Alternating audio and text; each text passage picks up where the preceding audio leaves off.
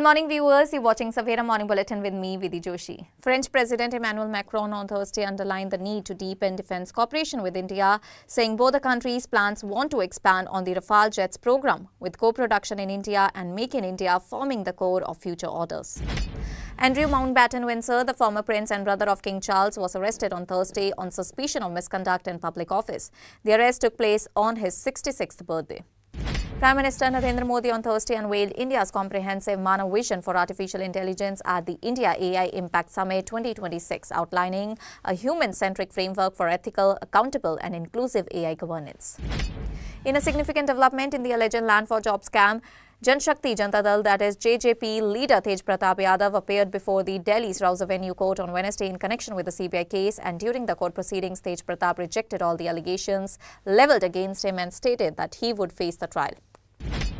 The Supreme Court on Thursday lashed out at the distribution of free buys by political parties across states, raising concerns over the strain such measures place on public finances, and the Apex Court observed that instead of relying on large-scale free buy schemes, government should introduce well-planned policies aimed at improving people's lives, including structured unemployment support programs. TMC MP Mahua Moitra has approached the Delhi High Court seeking custody of her pet Rottweiler Henry. The High Court has issued notice to Advocate Jay Anand, the respondent in the case. RSS, that is Rashtriya Swayamsevak Sangh Chief Mohan Bhagwat, will embark on a two-day visit to Punjab on February 25 and 26, during which he is scheduled to attend key organizational and public engagements in Pathankot and Ludhiana. Microsoft co-founder Bill Gates will not deliver the keynote address at the India AI Impact Summit. His philanthropic organization, the Gates Foundation, announced on Thursday. In a statement, the foundation clarified that it will instead be represented at the summit by Ankur Vora, president of its Africa and India offices, who is scheduled to address the gathering later. In a swift operation, Mumbai police arrested 4 youths for allegedly attempting to extort Rs 20 lakh from a jewellery businessman in the name of Lawrence Bishnoi gang, officials said on Thursday. Prime Minister Narendra Modi announced the establishment of a National Centre of Excellence, that is NCOE, for skilling in aeronautics and defence at the National Skill Training Institute, Kanpur. Industrialist Anil Ambani filed an affidavit in the Supreme Court of India on Thursday, assuring that he will not leave the nation without the court's permission, and this affidavit was filed amid an investigation into the alleged Rs 40,000 crore bank fraud case involving Reliance ADAG group companies. The Bharatiya Janata Party on Thursday criticized Chief Minister Mamata Banerjee over her government's decision to create additional posts in the state constituted services. The Election Commission of India has indicated that the Special Intensive Revision, that is SIR, of electoral rolls in the remaining 23 states and union territories, including Karnataka, Maharashtra, Telangana and Andhra Pradesh, is expected to start from April. As many as 6 persons were injured after a stampede-like situation was witnessed as a large crowd gathered at Shivneri Fort, the birthplace of Chhatrapati Shivaji Maharaj, in Pune district on the occasion of Shiv Jayanti. A Bangladeshi national accused of killing a Hindu police officer in Bangladesh has been arrested in India and deported, officials said on Thursday, and the accused, identified as Madi Ahmed Reza Hassan, was detained by Delhi police at the airport in Delhi while allegedly attempting to board a flight to Europe. Pakistan has once again found itself at the centre of international ridicule after its Ministry of Foreign Affairs issued an official note filled with glaring errors, and the statement referred to Prime Minister Shehbaz Sharif and his visit to the United States to attend the inaugural session of the Board of Peace from February 18 to 20. At least 16 people, including several children, were killed and 14 others injured after a suspected gas leak triggered a powerful explosion in a residential building in Pakistan's Karachi on Thursday. The Taliban has introduced a new penal code in Afghanistan that appears to allow husbands to physically punish their wives and children as long as the injuries do not include broken bones or open wounds. The United States Armed Forces is prepared to launch strikes on Iran as early as this weekend, though President Donald Trump has not taken a final decision on whether to authorize military action, International News Agency reported. On Iran-US tensions amid nuclear talks, US Press Secretary Caroline Leavitt said that diplomacy is always the first option for Donald Trump before considering any military action. Zimbabwe's perfect T20 World Cup performance continued on Thursday as well as they chased down 179 runs to beat Sri Lanka by 6 wickets in their final group stage game of the T20 World Cup. And with this win, they become the only team from Group B to be unbeaten and also top the points table with 7 points after 4 matches.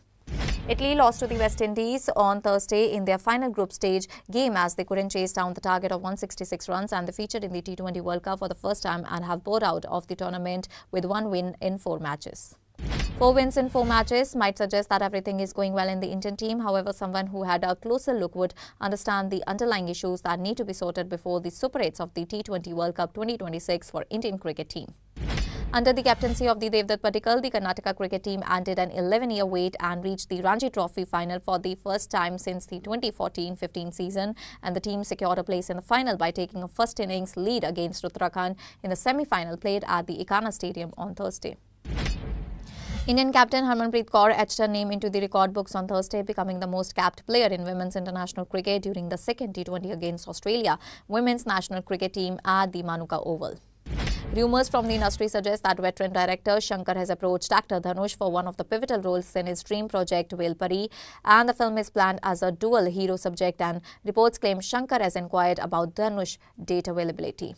Bollywood actor and star comedian Rajpal Yadav has shared his first post on social media after being granted bail recently, where he has expressed his gratitude to his fans and the well-wishers. Days after alleged wedding invitations of Vijay Deverakonda and Rashmika Mandana began circulating on social media, a new video has added to the conversation. A glimpse of Vijay's house in Hyderabad decorated with lights and flowers has now surfaced online and quickly caught attention.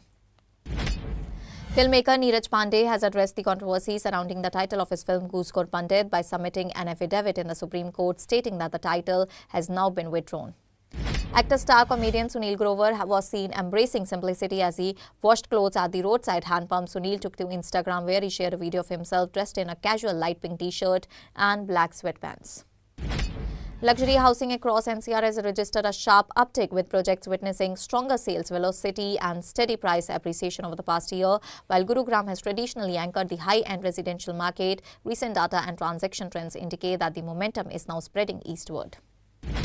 Even as benchmark indices declined more than 1%, shares of Pavna Industries Limited traded in green on Thursday. The company, which supplies auto components to major automakers including Bajaj, Kawasaki, Honda, TVS, Mahindra, Escorts and Royal Enfield, saw strong buying interest during the session.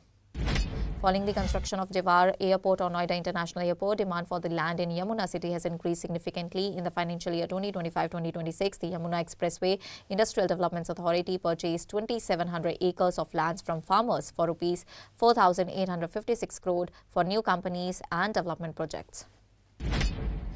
Shares of Elite Corn International Limited, a mid-cap company engaged in the manufacturing of cigarettes and tobacco products, witnessed a sharp rise in Thursday's morning trade. The company currently has a market capitalization of Rs 12,508.26 crore.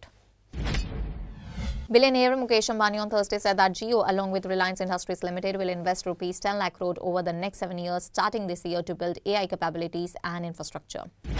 Vivo just dropped the V70 and V70 Elite in India, starting Rs 45,999, and these phones pack a 50 MP ZEISS night telephoto camera, a massive 6500 mAh battery with speedy 90-watt charging. Google just dropped the Pixel 10a in India and a handful of other countries. It's the newest member of the Pixel 10 series and joins Google's Pixel upgrade program, the same affordability scheme that the company kicked off back in December 2025. Google has announced the Google I/O 2026 event, and Sundar Pichai, the CEO, confirmed the dates while visiting India for the AI Impact Summit. And the event will be all about AI, Gemini upgrades, Android updates and new features along with cloud innovations. An awkward on-stage moment was noticed by almost everyone between Sam Altman and Dario Amodei at the India AI Impact Summit. The video of two AI leaders went viral after they declined to hold hands during a group photo with Narendra Modi. OpenAI has announced its collaboration with Tata companies on the 4th day of the AI Impact Summit. Sam Altman, CEO of the AI company, has confirmed the opening of two new offices later this year, which will be based in Bengaluru and Mumbai.